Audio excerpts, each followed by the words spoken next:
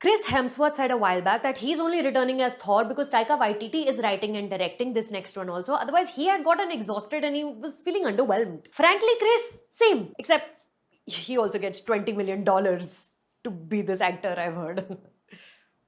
Happy Thursday, everyone.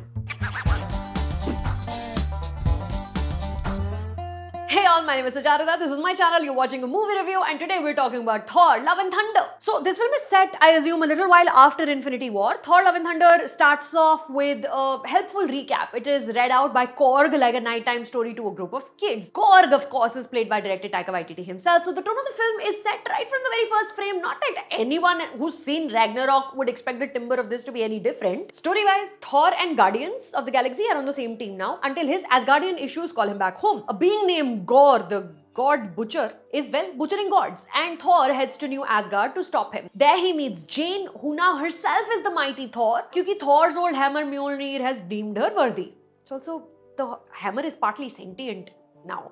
Valkyrie is king of New Asgard, and along with her, Thor and Dr. Foster have to kill the god butcher before he gets a chance to do the same to them. In this 2-hour-long film, the shortest MCU movie in years, Taika Waititi throws the kitchen sink at us. If multiple Guns N' Roses songs were not enough to give the movie its mood, Heimdall's son also tells Thor why he's changed his name to Axel, fashioned after the lead singer of Guns N' Roses. There's lots of 80s stylings, fonts, colors.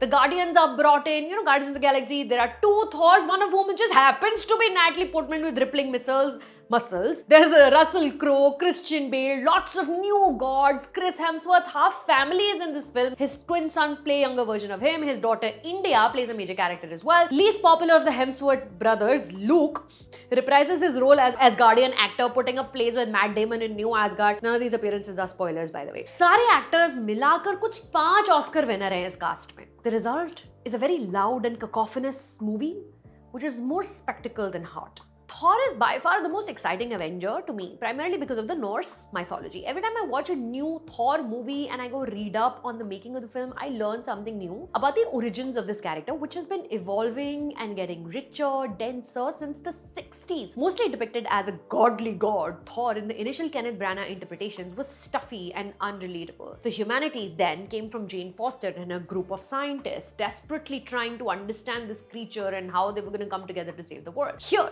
now that we have 2 Thors, Taika Waititi, with all his might, is pulling the film away from the dark hole of heavy-handed righteousness, which threatens to suck in and engulf even the most interesting of superhero stories, case in point being Moon Knight.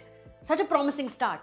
Such a dull, predictable journey. Taika's Thor, having spent many years on Midgard, now understands pop culture, fashion, catchphrases. He's channeling a lot more Loki into his personality. He rollerblades, watches TV, goes to bars, costume parties. Even the characters around him are pointedly chill when not in active battle. Valkyrie wears t-shirts and denim shorts. Their flying ship is powered by 2 ginormous, ridiculously funny screaming goats. Korg talks about his god, Nini of the Nani. You even meet this god who actually says Nini Nani out loud. Taika even brings in a literal army of young children at one point.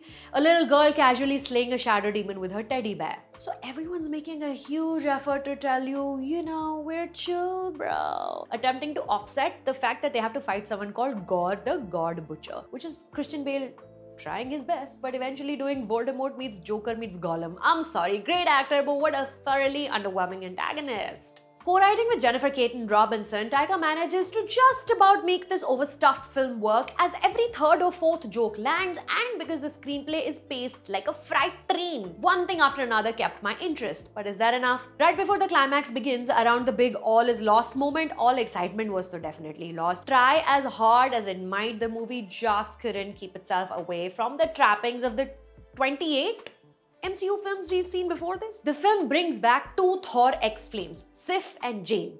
Lekin love triangle actually develops between Thor, Mjolnir and Stormbreaker. A joke which is funny at first but then gets stretched out. Russell Crowe's entire Zeus scene is another example of the same funny Taika Waititi premise, lame, uninspired and dated MCU presentation. Frankly, the most audacious choice this film makes appears in the mid-credit scene in the form of a new cast member reveal. It's so exciting, John Krasinski could never, In a cruel twist of fate, tomorrow Amazon Prime पर आ रहा है The Boys Season 3 का finale, a show which primarily exists to make fun of everything we've been fed in the name of superheroes. Relentlessly mocking celebrity culture, movies, the lead character is even called Butcher in the show. It's the perfect palate cleanser for the superhero fatigue we're all feeling right now. Man, I could not love that show more. कल finale है, detail में बात करेंगे यहीं पर. आप मेरे channel को सब्सक्राइब कर लीजिए for notification. I went and watched Thor का 7 AM show आज. 5-6 लोग थे ऑडिटोरियम में. In Mumbai at least shows have been booked in major theaters all through the night. 3:30 AM, 5 AM. I really wonder who's watching. Are you? So on a scale of 1 to 10, Thor Love and Thunder is 10 years now. Chris Hemsworth has been doing this. स्वाद बदलने के लिए मैंने Spiderhead देखी Netflix पर, which is just such a terrible film.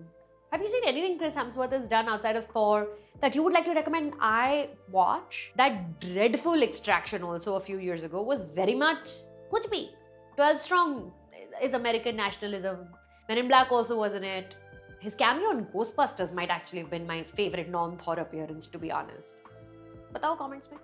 Subscribe करके जाना लेकिन channel को. Tomorrow as promised, The Boys Season 3.